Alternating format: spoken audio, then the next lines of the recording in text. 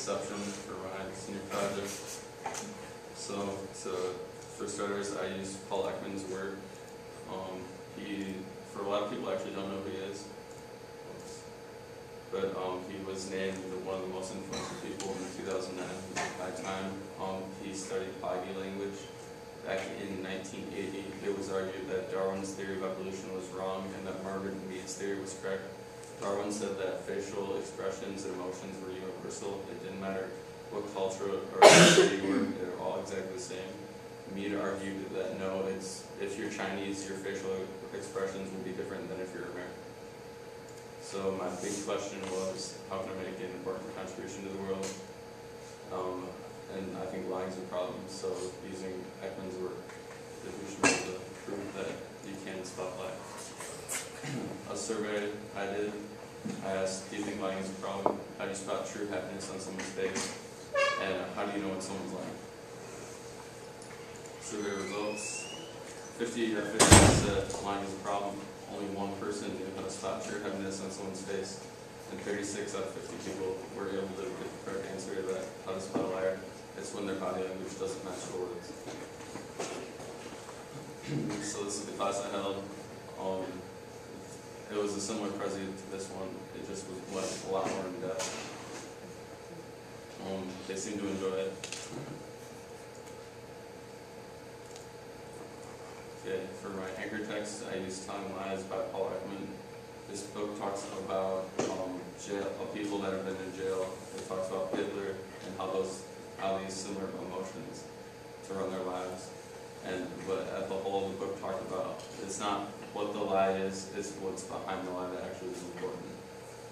I think that quote sums up the book real well. For my linking text, I used an article published in 2006 in the New York Times. Here's a quote from that. You can't standardize facial recognition analysis because there's no bar to measure one's skill at it.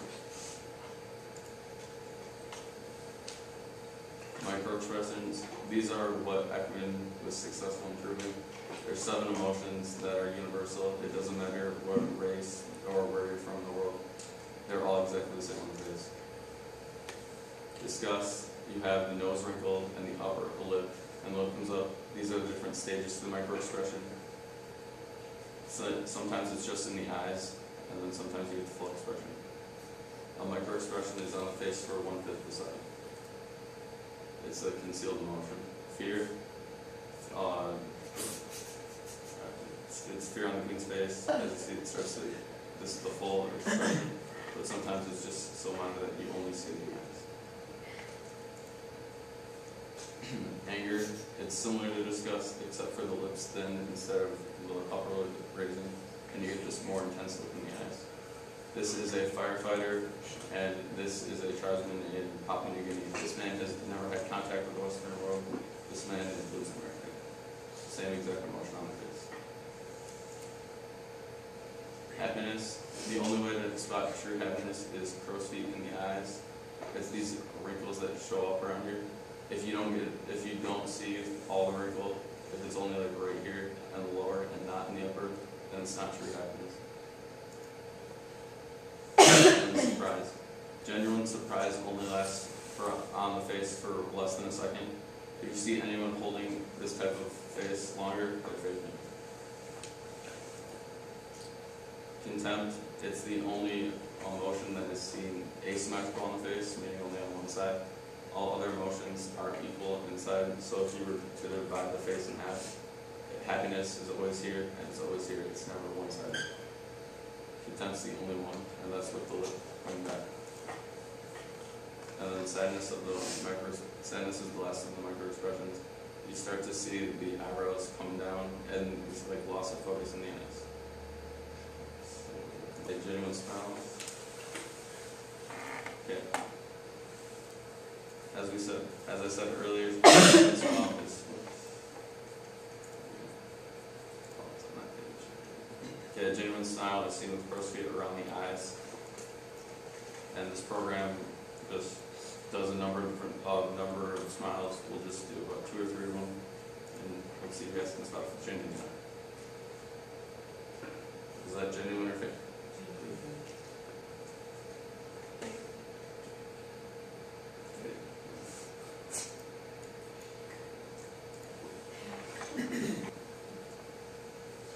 Real. Say genuine. What is genuine? And the next two would be. If you on the third one, if you look at I think that's the truth side.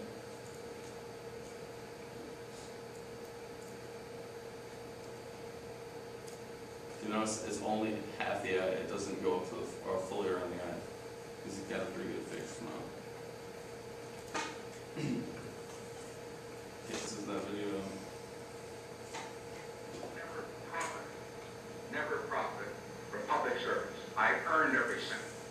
And in all of my years of public life, I have never obstructed justice.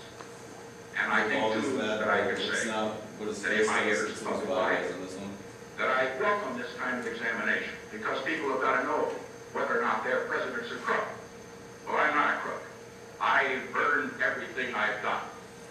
And then he takes a gestural retreat back and then folds his arms to the world. So he retreats and then locks himself down. It's an instant giveaway that he's lying about it. Student video. So this is the last thing I'm looking at. We tested if Ekman science can be learned and if it could actually be applied. We took Dave Foster and Ted Field at the start of second try, and we did this project, and we taught them during that, and then third try we continued to teach them, and these are some of this.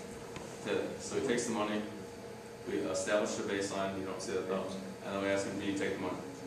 He shakes his head no, but then nods his head yes. He takes the money, we once again establish a baseline, I'll talk about what that is in a second. So you didn't take the money?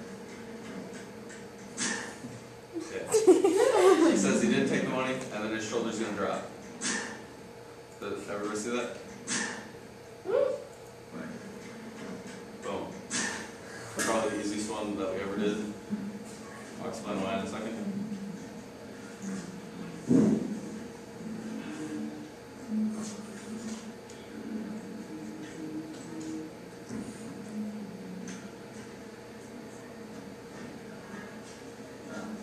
I don't know. So, did you take the money? I didn't take the money. You didn't take the money. I'm not sure why you would call us that you took the money, but And then you show shame. What happens is he didn't have enough time to prep his lie. So when you're lying, you just try to get it out, you spit it out as fast as you can. So you'll just use word repetition, whatever you hear, you'll say. So I ask you, did you take the money? And in fact, he just followed along and said, yep, took the money, not realizing it, and then he catches himself right as he's spitting the words up. He's taking the $50 and replacing it with 40. A lot of people did that. you're sure you didn't take the money? Positive some of that. Okay, every student did that. You sure you didn't take the money? And he says, yep, and then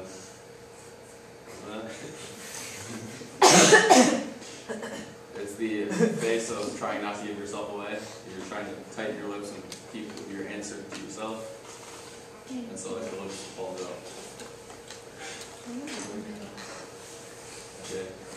Now just some statistics. On average, in a 10-minute conversation, you're going to get realized they could be on